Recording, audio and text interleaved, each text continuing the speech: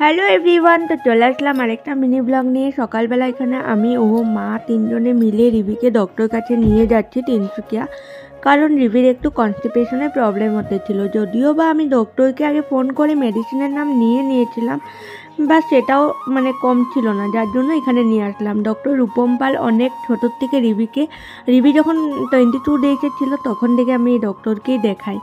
আর রিভি doctor দেখানো হয়ে গেছে, এখানে ফুচকাও খেয়ে নিয়েছি। তারপর একটু চলে আসলাম বিশালে, এখান থেকে টুকটাক কিছু কেনাকাটা করে নিলাম।